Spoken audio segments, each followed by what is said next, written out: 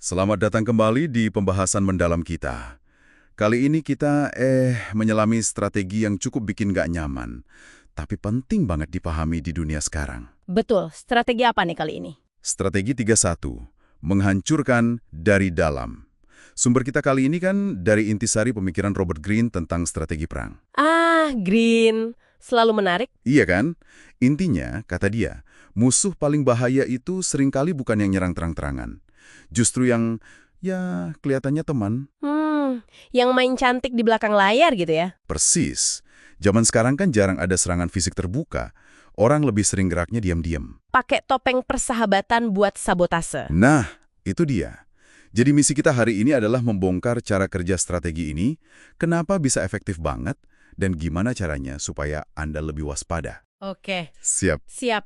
Dan ini bisa dibilang puncaknya perang yang nggak konvensional ya, yang main kotor. Kotor ya istilahnya. Iya, idenya itu tampil super loyal, suportif dari luar, tapi pelan-pelan dari dalam merusak target.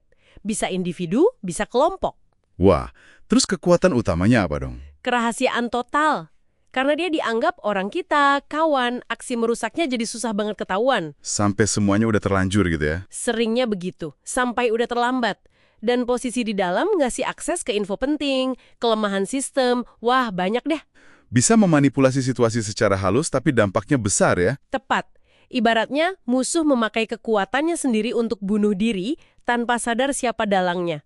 Ini bukan cuma soal taktik, tapi juga ya pengkhianatan kepercayaan yang dalam. Oke, ini dia contoh klasik yang bikin merinding nih. Wilhelm Canaris, kepala intelijen militer Jerman di bawah Hitler. Canaris, ya. Di permukaan, loyalitasnya nggak diragukan. Hitler percaya banget sama dia buat misi-misi krusial kan. Tapi di balik layar, Nah ini dia, Canaris ini secara sistematis nyabotase upaya perang Nazi. gimana caranya dia sabotase? Macam-macam. Dia kasih info salah ke Hitler. Misalnya soal invasi Spanyol yang akhirnya nggak jadi. Dia lindungi mata-mata sekutu. Serius, kepala intelijen Nazi malah melindungi mata-mata musuh. Betul. Pokoknya dia menghambat operasi militer Jerman sebisa mungkin. Ironisnya, dia pakai sumber daya raksasa dari mesin perang Nazi itu sendiri untuk merusaknya dari dalam. Gila ya. Dan Nazi nggak curiga. Ya itu dia. Karena dia orang dalam yang posisinya tinggi banget. Sulit dipercaya kan? Ya, Salvador Dali. Dali, pelukis surrealis itu, Iya, dengan kelompok seniman surrealis pimpinan André Breton, awalnya Dali gabung. Wah, bawa energi baru buat gerakan itu. tapi Tapi ada udang di balik batu ya. bisa dibilang gitu. Sebagai orang dalam, Dali pelan-pelan sengaja memicu konflik. Dia pakai tema-tema provokatif. Provokatif gimana tuh? Yang dia tahu bakal memecah belah kelompok itu. Kelompok surrealis kan waktu itu banyak yang simpatinya ke kiri, antifasis. Nah, Dali malah nunjukin ketertarikan pada Hitler. Atau cara dia gambar Lenin yang dianggap menghina. Wah, sengaja mancing keributan banget ya. Cerdik sekaligus licik. Tepat. Tindakannya itu akhirnya maksa Breton, si pemimpin, buat nunjukin sisi otoriter dia. Dan ya udah, kelompok itu pecah parah. Terus gimana nasib Dali? Begitu kelompoknya lemah, Dali mencuri panggung. Dia jadi ikon surrealisme paling terkenal, sementara kelompok aslinya hancur berantakan. Wow, jadi dia pakai platform kelompok itu untuk hancurin kelompok itu demi ketenaran dirinya sendiri. Kurang lebih begitu, menghancurkan dari dalam. Ini jadi relevan banget ya di kehidupan kita sehari-hari. Di kantor, di organisasi, bahkan di lingkungan sosial. Betul sekali. Di mana konflik langsung itu dihindari atau dianggap nggak sopan, justru jadi lahan subur buat strategi kayak gini. Rekan kerja yang kelihatan paling ramah, paling suportif, bisa jadi punya agenda tersembunyi. Bisa jadi. Makanya sumber kita menekankan pentingnya menilai orang dari tindakan nyata dan pola perilakunya. Bukan cuma dari kata-kata manis atau penampilan luar. Perbuatan tidak pernah bohong gitu ya, katanya. Iya, kurang lebih. Waspadai sanjungan yang berlebihan atau orang yang kayaknya selalu setuju aja sama Anda, nggak pernah kasih kritik membangun.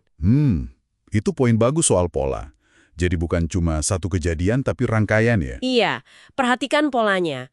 Ada nggak sih orang ini selalu kayaknya untung setiap kali ada masalah halus menimpa orang lain di sekitarnya? Oke. Selain waspada sama pola perilaku, gimana lagi kita bisa jaga diri? Menjaga sedikit jarak emosional itu penting. Jangan terlalu cepat larut dalam euforia kelompok atau terikat secara sentimental. Bukan berarti jadi sinis atau curigaan terus ya? Bukan itu maksudnya, tapi lebih ke menjaga kejernihan berpikir, biar kita lebih bisa ngenalin manuver manipulatif atau agenda tersembunyi. Masuk akal. Sumber juga nyinggung kelemahan strategi ini, yaitu sifat manusia. Makin banyak orang terlibat dalam konspirasi gini, makin besar risikonya bocor. Oh ya.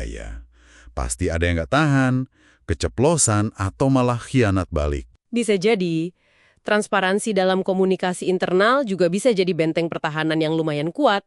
Oke, jadi kesimpulannya nih, strategi menghancurkan dari dalam ini adalah senjata sunyi ya, mengandalkan penyamaran, akses orang dalam, dan manipulasi halus.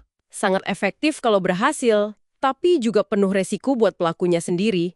Dan untuk Anda yang mendengarkan, di dunia yang penuh dinamika kompleks ini, penting untuk punya kesadaran terhadap permainan di belakang layar ya. Betul, sadari bahwa loyalitas yang tampak di permukaan belum tentu asli. Fokuslah pada konsistensi tindakan seseorang dalam jangka panjang, itu kuncinya. Nah, ini pertanyaan buat Anda renungkan di rumah. Tanpa harus jadi paranoid atau curiga berlebihan, gimana cara Anda membangun semacam sistem imun pribadi atau kelompok terhadap potensi pengkhianatan dari dalam ini?